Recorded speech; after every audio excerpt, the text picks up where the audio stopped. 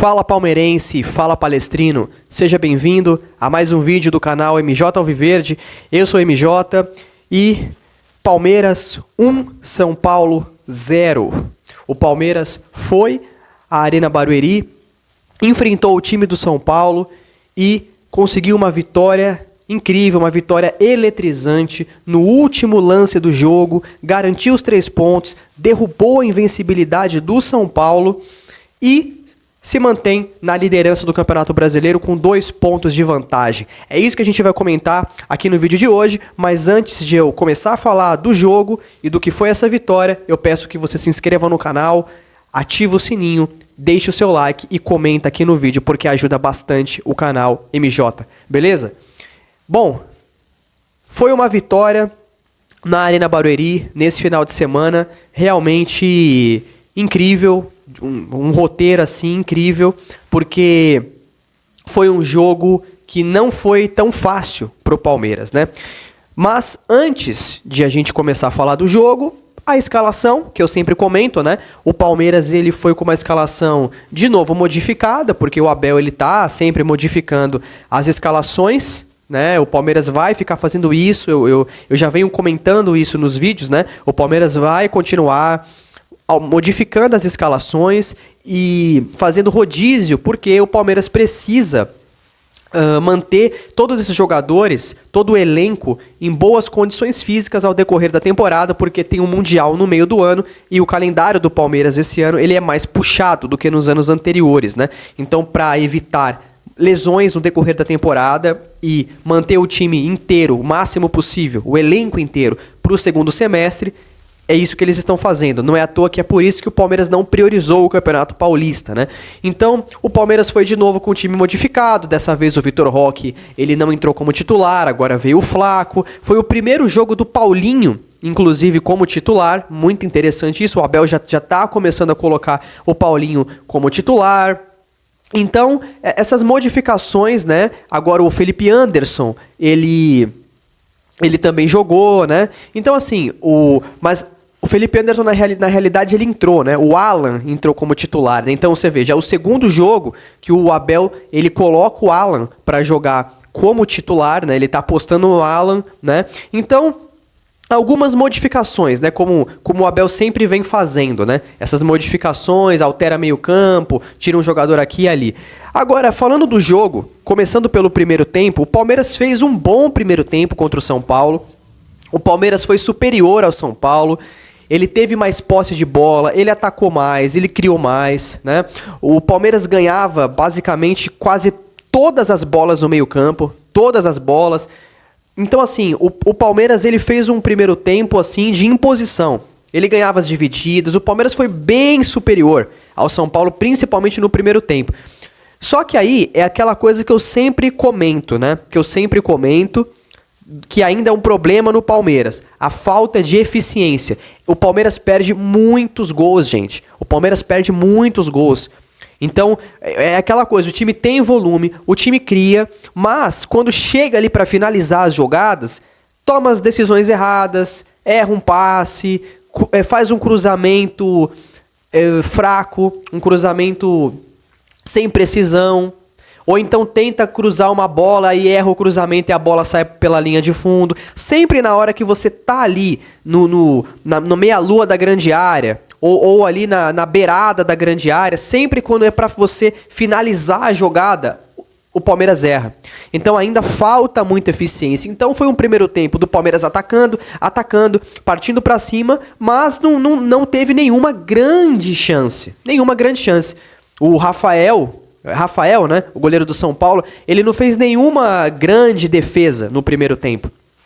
Basicamente, no primeiro tempo, teve uma bola do Estevão que ele chutou pra fora, ali, e uma jogada muito boa do Richard Rios. Ele pega a bola no meio campo, basicamente, e vai avançando sozinho, invade a área, mas acaba tentando dar ali por cima, né, dar um toquinho por cima do Rafael e a bola sai pra escanteio. Eu acho que essa aí foi até a melhor chance do primeiro tempo, do Richard Rios. Que ele jogou muito bem, o Richard Rios. Mas foi isso. Foi um primeiro tempo de imposição, do Palmeiras ganhando as bolas no meio-campo, dominando o meio-campo. O São Paulo fez um primeiro tempo horrível. O São Paulo, claramente, ele foi pro jogo não preocupado em ganhar. O São Paulo não estava preocupado em ganhar o jogo. Ficou evidente isso. Pro São Paulo apenas empatar o jogo ali tava bom.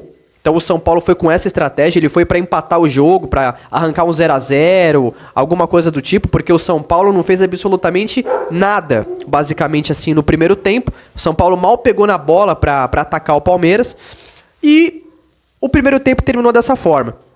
No segundo tempo, o Palmeiras já não foi tão bem como no primeiro. No segundo tempo, o São Paulo já teve algumas oportunidades, né? Então, no segundo tempo, o São Paulo teve ali uma oportunidade com o Oscar, que eu acho que foi a melhor oportunidade do São Paulo, que o Everton salvou o Palmeiras, fez uma grande defesa, foi a melhor oportunidade do São Paulo. Teve uma bola ali também, que o Everton também defendeu. Eu acho que foi do Ferreirinha do São Paulo, eu não me lembro exatamente quem foi agora. E teve uma bola ali também pro Luciano ali, que chegou uma bola pra ele e ele se embananou e perdeu. Mas assim, que realmente foi uma chance clara de gol do São Paulo, foi só uma, ao meu ver. A bola ali do Oscar, que ele perdeu, foi uma grande defesa do Everton. O Everton salvou ali. E o Palmeiras, nesse segundo tempo, o Palmeiras continuou jogando, continuou atacando, só que nesse segundo tempo o jogo deu uma leve equilibrada, mas ainda com uma superioridade do Palmeiras, porque por mais que o São Paulo teve essas duas chances ali mais ou menos perigosas, o Palmeiras atacava mais, o Palmeiras continuava atacando mais, tinha mais posse de bola, mas o segundo tempo foi um jogo menos aberto do que o primeiro. Eu acho que o primeiro o Palmeiras chegou mais. No segundo foi um pouco mais fechado.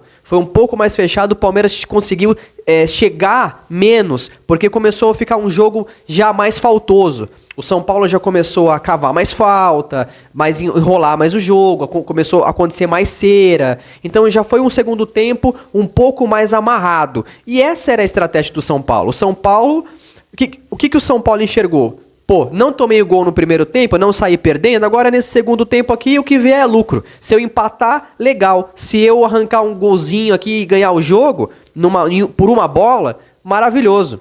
Então o São Paulo ali estava querendo claramente só amarrar o jogo mesmo no segundo tempo. E o Palmeiras não. O Palmeiras queria ganhar. Então você tinha um time que queria jogar bola, que queria ganhar, que partia pra cima, que era o Palmeiras, e um time como o São Paulo, que foi um time que ficou retraído, ficou com medo de jogar, que tava ali se contentando só em empatar com o Palmeiras, né? Pro São Paulo tava bom só o empate. E foi isso. O São Paulo também com os desfalques lá, né? O Lucas não jogou porque é campo sintético, aí eles não querem colocar o cara pra jogar. Mas isso quem resolve são eles, né? Só fazendo um breve comentário aqui. E o segundo tempo, amarrado, né? Amarrado e o tempo passando, o Palmeiras tentando, atacando. Aí algumas substituições aconteceram, né? O Abel colocou o Veiga, o Abel colocou o Maurício, o Abel colocou o Vitor Roque, que ele é o nome do jogo, né? O Vitor Roque é o nome do jogo.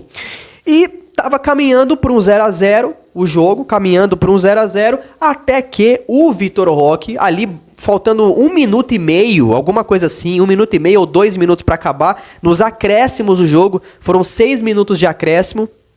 O Vitor Roque, ele pega uma bola, ele parte para a grande área, ele tenta entrar na área, talvez para finalizar, ele não consegue. Eu não me lembro se era o Ferrarese do São Paulo que estava em cima dele, mas ele fica ali lutando contra o jogador do São Paulo para tentar sair da marcação, brigando, fica naquele bate-rebate. E ele lutando ali, o cara acreditando na jogada, fazendo uma jogada totalmente individual, na força, na briga, na raça mesmo ali. E ele consegue enxergar o Felipe Anderson livre ali na meia-lua, toca pro Felipe Anderson, e o Felipe Anderson, ele bate bem na bola. Ele não bate tão forte, ele bate mais colocado. E o goleiro do São Paulo faz uma puta defesa, uma defesa absurda ali que o goleiro do São Paulo faz, e a bola sobra pro Vitor Roque, sobra o rebote ali pro Vitor Roque, ele manda pra dentro.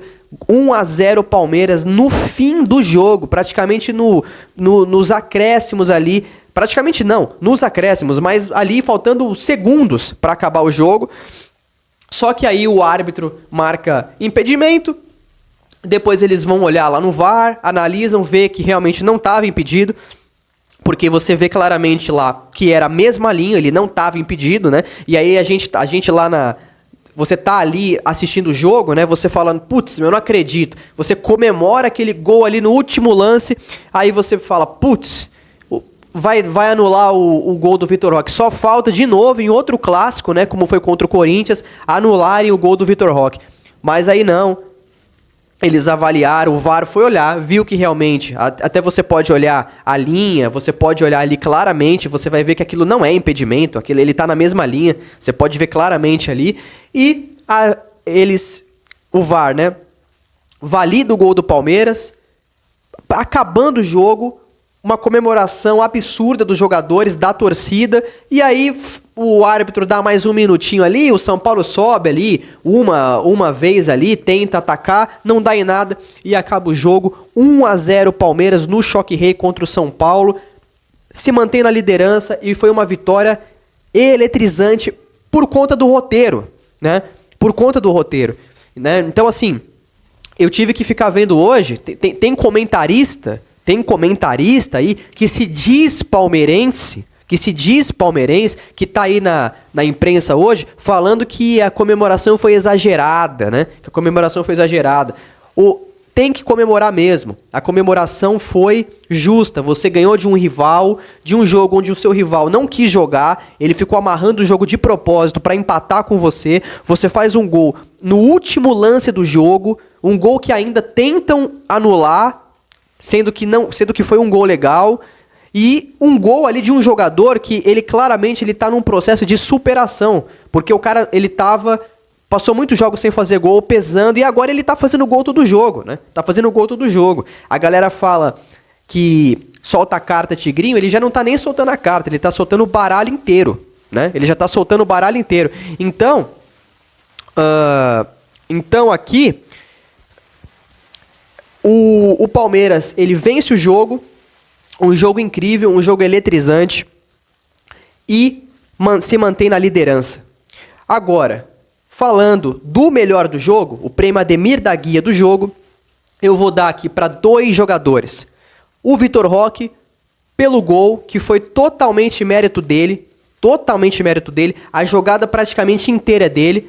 Então, assim, ele vai ser o melhor em campo, vai receber o prêmio Ademir da Guia junto com o Gustavo Gomes. O Gustavo Gomes foi monstro. O Gustavo Gomes ganhou todas as bolas, todas as divididas. O Gustavo Gomes destruiu no jogo.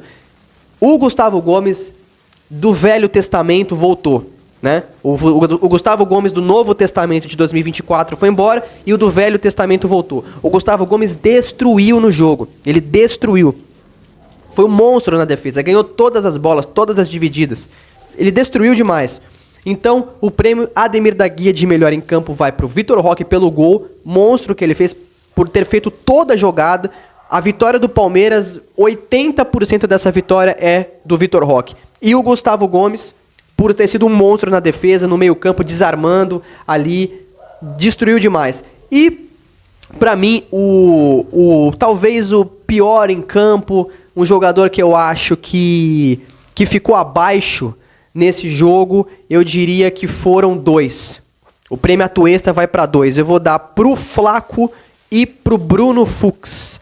Eu acho que o Bruno Fux não foi muito bem, ele falhou um pouco, quase deu um gol pro São Paulo ali, errou uma saída de bola, e o Flaco errou quase tudo que ele tentou. O Flaco brigou, ele tentou fazer alguma coisa, mas ele errou quase tudo que ele fez, ele foi muito pouco eficiente no ataque.